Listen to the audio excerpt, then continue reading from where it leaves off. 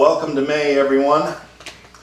First Sunday in May, and for several years now, this day has been designated as Pluralism Sunday. It's a project that was started by the Center for Progressive Christianity, this outfit here, which has been in existence since 1994. It was created by an Episcopalian priest at the big church there in Washington, D.C., St. Mark's. And if you're wondering what it is they mean by progressive and pluralism, here's a brief statement that you can find on their website that pretty much lays it out. They say that by calling ourselves progressive Christians, we mean that we are Christians who affirm that the teachings of Jesus provide but one of many ways to experience the sacredness and oneness of life, and that we can draw from diverse sources of wisdom in our spiritual journey. Where have you heard that before? So this idea of Pluralism Sunday is to essentially encourage those diverse sources of wisdom to try to get along, or at the very least to coexist, as that popular bumper sticker likes to say. And of course, it's also about encouraging people to learn a little bit about these diverse sources. It's okay to pick one, and it's also kind of fun to learn what some of these other sources of wisdom have to say and what we might be able to use and benefit from. Religion has always been woven into American politics and culture. However, this is not a Christian nation. I challenge anyone to find the words Jesus or Christianity in the Declaration of Independence, the United States Constitution, or the Bill of Rights. They're not there.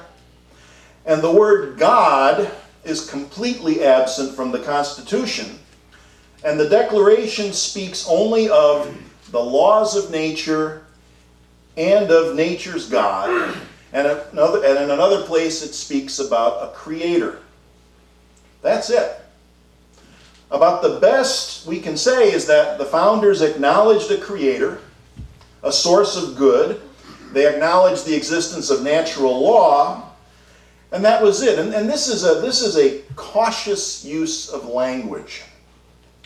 And the reason that the founders were so cautious is because of something that I never learned about during history class, about how some of the American colonies, before the Bill of Rights came into existence, some of the American colonies actually had their own official religion. And it was a disaster. Colonial Massachusetts, for example. Puritans were the ruling group. It was illegal to be anything else, especially a dreaded Quaker. They executed people for being Quakers, including a woman by the name of Mary Dyer. And it was all because those darn Quakers had the audacity to teach that God was directly available to people. You didn't need the clergy to act as a middle person. Plus, here's the worst of all, they were pacifists. Couldn't count on them in times of war because they wouldn't harm or kill anyone. Bad stuff. Each colony, it seems, had its own special target group. In Virginia, they liked to persecute the Baptists and the Presbyterians. In Maryland, the Catholics couldn't vote, they couldn't hold public office, or worship publicly. Isn't it strange that these religious groups came to America? You know, we hear the story about, well, why did the Puritans come to America? Well, because to escape religious persecution. They came here to establish religious freedom. So they come here to find religious freedom for themselves so they can deny it to everyone else.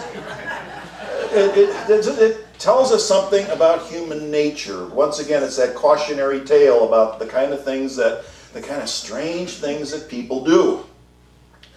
Now Rhode Island was one of the bright lights, really, in colonial times. It was founded by this guy here, Roger Williams. he was kicked out of the Puritan colony in Massachusetts. They kicked him out, so he went and established his own colony, his own state. And one of the reasons they exiled him was because he was an advocate for the fair treatment of Native Americans. That was his big thing. He believed that Native Americans were just as entitled to be recognized as a part of the human community as anyone else. And of course, there was this little gem down here. He's the guy who said, "Forced worship stinks in God's nostrils."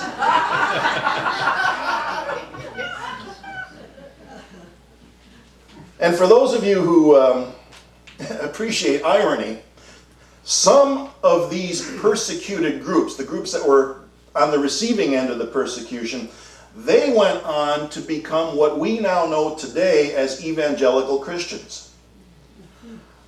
They were the ones who enthusiastically supported the idea of putting a provision in the Bill of Rights that said you can't establish an official religion. Because they, of all people, knew what a really, really bad idea that was by hard personal experience.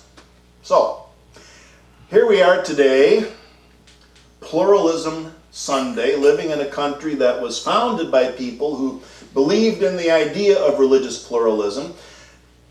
And I think maybe it gives us an opportunity to perhaps issue a report card. How are we doing when it comes to religious pluralism? Well, in America, believe it or not, I actually think we're doing okay.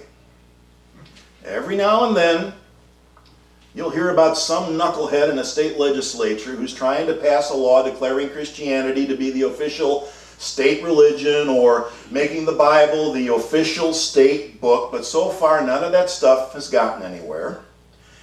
Actual incidents of violence or threatened violence against religious groups and their places of gathering or their places of worship have been isolated. Many of them have been stopped, and those that weren't stopped, the perpetrators have been caught and prosecuted. They just arrested and convicted 3 guys a couple of weeks ago who were threatening to bomb a mosque. I think it was outside of Minneapolis or something like that. There are still a plethora of churches, centers, mosques, synagogues, and people are able to freely come and go. It's not perfect.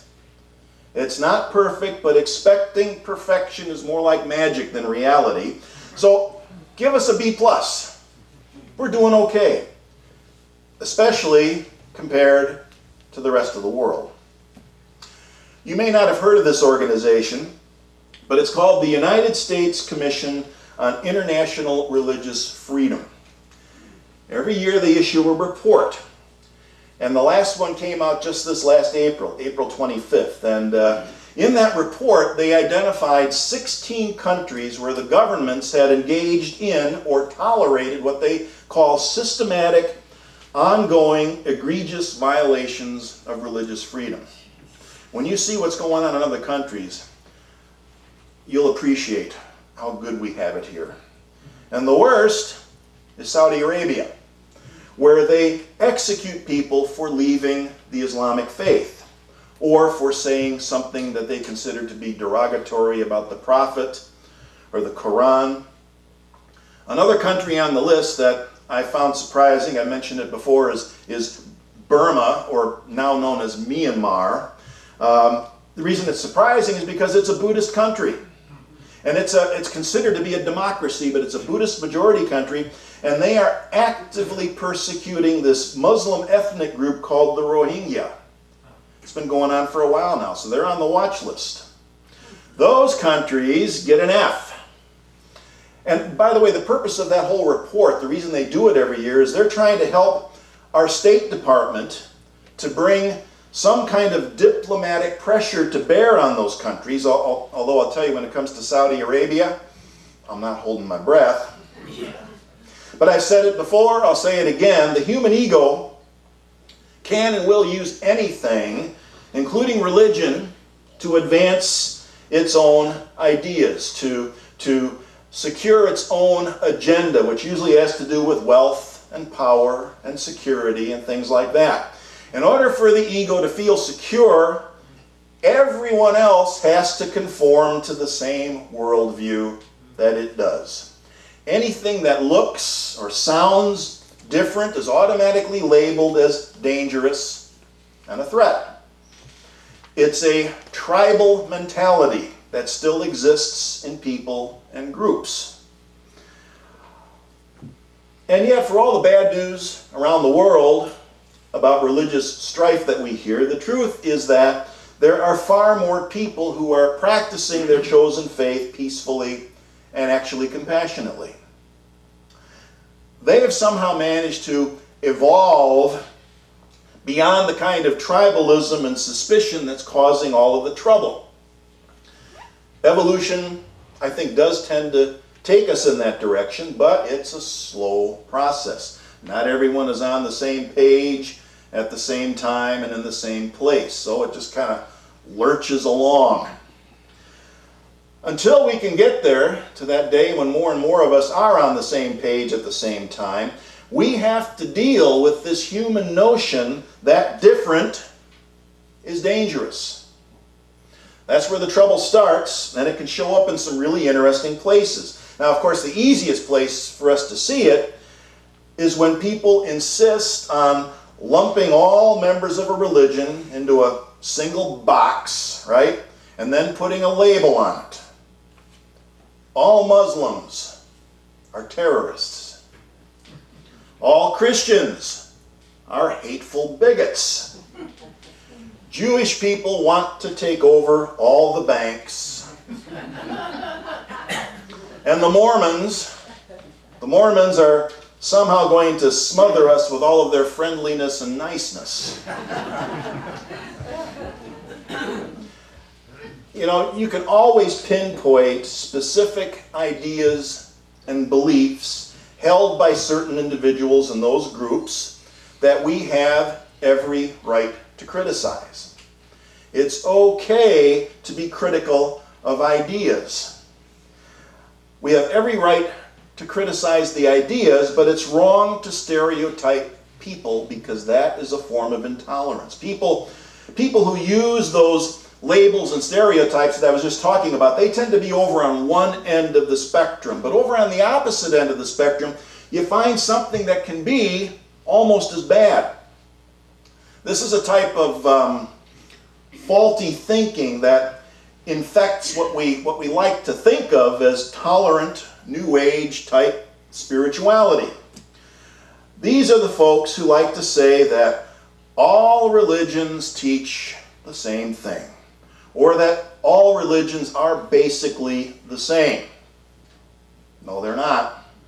They may contain similarities. We can find parallels, but there tend to be more differences, and some of those differences contradict each other, and that's okay. When we insist that they're all the same, or that they all have to be the same somehow, it shows that we are uncomfortable with differences, which is another way of saying different is dangerous. We just don't admit it to ourselves. Different is okay. It's okay to disagree so long as we're not disagreeable about it.